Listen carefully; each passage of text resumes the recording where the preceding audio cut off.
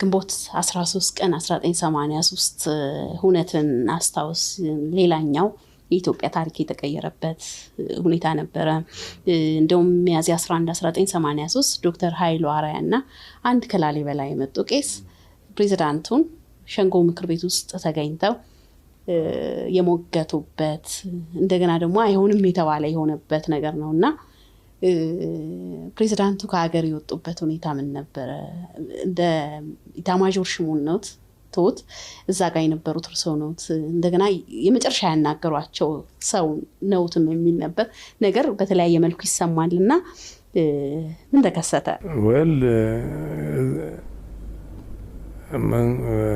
ፕሬዝዳንት መንግስቱ በምንም አይነት ሁኔታ ሀገር ጥሎ ይሄዳል የሚል በማንኛችንም እንትን ሐሳብ ውስጥ አልነበረም። ምክንያቱም ብዙ ጊዜ ይናገር ነበር አንድ ሰውና አንድ ጥይት እስከቀረ ድረስ እስከ መጨረሻው እንታገላለን የሚል ሰው ነበር።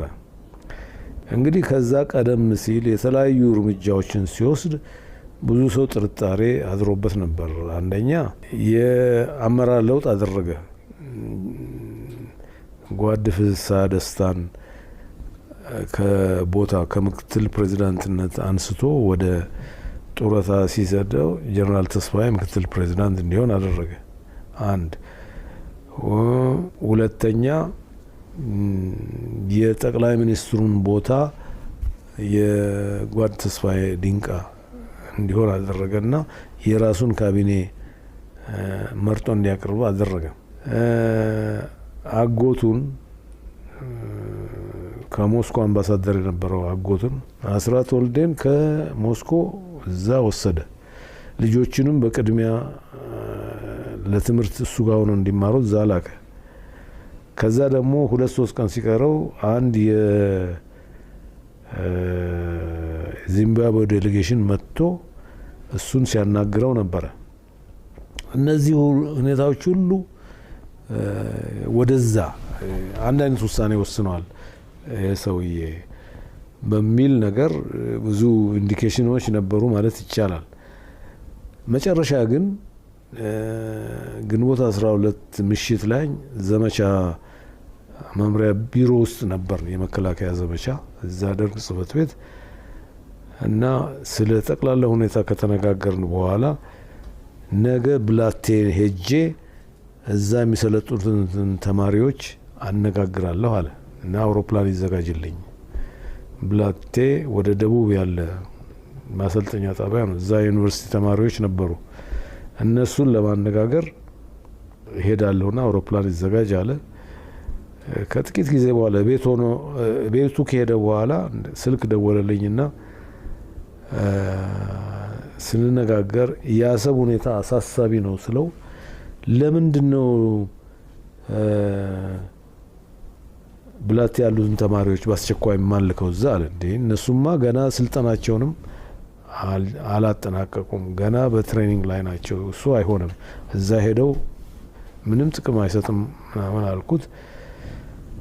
መልካም እንግዲህ እኔ እዛ ሄጄ ሁኔታውን አያለሁ ብሎ ተነስቶ ሄደ። በዛው እንግዲህ አውሮፕላኑ ፓይለቱን አስገድዶ ወደ ናይሮቢ ሄደ እና ጠዋት በ3 ሰዓት ላይ መንግስቱ ገመቹ መጣና ለኔና ለጀነራል ተስፋዬ በቃ ፕሬዝዳንት መንግስቱ አይመለሱም፣ እኔም እንሂድ ብለው ነበር አልሄድም ብዬ ቀረው። ባለቤታቸውን ጠዋት ወደ ዚምባብዌ ልከዋል አለን። ይሄ ለኛ ትልቅ ሾክ ነበር እና በዚህ አይነት ሁኔታ ነው ወጥቶ ሄደው። እርሶ በትክክሉ ፕሬዝዳንቱ በራሳቸው ፍቃድ ነው የሄዱት? ቀደም ብሎ እንግዲህ ከዚምባብዌም የመጣ ዴሌጌሽን መጥቶ ነበር። በኋላ ላይ ሻምበል መንግስቱ ገመቹ መጥተው ሄደዋል፣ ባለቤታቸውንም ሸኝተናል ሲሉ ሌላ ነገር ነው። እዚህ ላይ የሚነሳው ጋዜጠኛ ገነት አየለ ባናገራቻቸው ወቅት ተገደው እንደሄዱ ምንም እንደማያውቁና ሌሎች ነገሮች እንደተፈጠሩባቸው የነገሩበት ድምጻቸውንም የሰማንበት ሁኔታ አለና እርሱ ደግሞ ያለውን ነገር በዚህ መልኩ እንደው የማይመስል ነገር ነው። ምክንያቱም ፓይለቱም እኮ በኋላ መጥቶ ተናግሯል። እዛ ብላቴ ላይ ስንደርስ ቀጥታ ወደ ናይሮቢ ሂድ አለው። እኔ ካርታም አላዘጋጀሁም፣ መስመርም ለዚህ ሁሉ ምንም አልተዘጋጀሁም የሚል አንተ ቀጥታ በዛ ሂድ፣ እኛ ሌላ ነገር መስማት አልፈልግም ብሎ በግድ ተገደው ፓይለቱ ከኤር ላይ ካሉ የትራንስፖርት አውሮፕላኖች የመንገደኛ አውሮፕላኖች ጋር ኮሚኒኬት እያደረገ ነው ተመርቶ ወደ ናይሮቢ ሄደው። ናይሮቢ ካረፈም በኋላ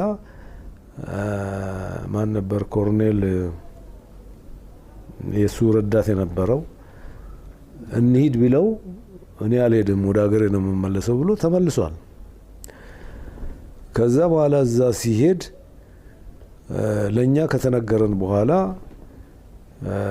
ከአውሮፕላን ሳይወርድ ቀጥታ ፕሬዚዳንቱን ለማግኘት ፈልጋለሁ ብሎ ሄደ እና 3 ሰዓት እና 4 ሰዓት ላይ ሆነን እኛ ስንሰማ በአጭር ጊዜ ውስጥ ይሄ ነገር በቢቢሲም ሆነ ሌሎቹ ነገሩ ከመነገሩ በፊት እኛ ራሳችን ዲክሌር እናደርግ አገሩን ጥሎ እንደሄደ አለበለዛ ያልሆነ ታሪክ ይመጣል አለ። መጀመሪያ በስነ ስርዓት የደም መፋሰስ ልክ እንደነገሩን ደም መፋሰስ ምክንያት ስለሆኑ እኔ ልሂድ ብለው ሄዱ አለ። በኋላ ሸሽተው ሄዱ ብለን ተናገርን። በኋላ ደግሞ እኔ እዛ የሄድኩት መሳሪያ ለመረከብ ነው። ሞምባሳ የሚመጣ መሳሪያ ከቻይና ነው ከኮሪያ የሚመጣ እሱን ለመረከብ ነው አለ። መጀመሪያ ነገር ጉዳይ የሚመለከተን እኛ ምንም አናቅም ስለመሳሪያ መከላከያ ኢታማዦር ሹም ናቸው። ምንም አናቅም። ይሄ ተግባራዊ መሆን የሚችለው ደግሞ የሚፈጸመው በእኛ ክፍል እንጂ ከመቼ ወዲህ ነው የአንድ ሀገር መሪ ሄዶ መሳሪያ የሚረከበው? ይሄ የማይመስል ነገር ነው። ፕሬዚዳንት መንግስቱ በጣም አመራር ችሎታ ያለው ብዙ ነገር የሰራ ሰው ነው። መጨረሻ ላይ ግን እንደዚህ ማለቱ እንትን ነው። በኋላ ደግሞ ፕሬዚዳንት ሙጋቤም እኮ ተናግሯል እኮ በጋዜጣ መግለጫ ላይ ካናዳ መንግስት ለሱን ለማስተዳደር የምትፈልግበትን ወይም ደግሞ ባጀትን እንስጥህ ቢሉኝ እኛ እሱን ለመንከባከብ ለሱ ወጪ እኛ እናንስም ብሎ ከዚህ የበለጠ ምስክርነት ምን አለ? ፕሬዚዳንቱን አገር ጥሎ መሄድ ተከትለው ግንቦት 18 ቀን መከላከያው ትጥቅ እንዲፈታ ታዘዘ እና ያው ውሳኔ ላይ ደረሳችሁበት በትክክሉ አብቅቷል፣ ከዚህ በኋላ ይሄን ማድረግ አንችልም የሚል አቋም ላይ እንዴት ደረሳችሁ? አንዴ ግልጽ እኮ ነበር። ወያኔ ዙሪያውን በሙሉ ከተማዋን ከቧል። እንዲገባ ደግሞ ከአሜሪካኖች ጋር ተነጋግረዋል እና ህዝብ ማስጨረስ ነው። ጥቂት ወታደሮች እነሱን ለማስወገድ በሚል ብዙ ህዝብ ያልቅ ነበር። እንደዛም ሆኖ እኛ ጀነራል ተስፋዬም በወሰነው መሰረት ትጥቃቸውን እንዲያስቀምጡ አድርገው ማንንም እንትን ሳይሉ በሰላማዊ መንገድ እኮ ነው ከየግንባሩ መሳሪያ ነበራቸው እያስገደዱ እየዘረፉ መኖር ይችሉ ነበር። ነገር ግን ዲሲፕሊን የነበራቸው ወታደሮች ስለሆኑ ምንም ሳያረጉ መጥተው እንደው ለልመና ተዳረጉ። እንደዛም ሆኖ ልክ ደርግ ጽህፈት ቤት የእንትን መከማቻ ነው በሚል እዛ ያሉትን ወታደሮችን ወጉ። ይሄ ሁኔታ እንደው ጥቂት ወታደሮች በየቦታው ተኩስ ቢጀምሩ ኖሮ ከተማው ውስጥ ብዙ ያልቅ ነበር እና በዚህ በኩልስ እንደው በአንድ በኩል ትክክል ነው። ግንቦት 20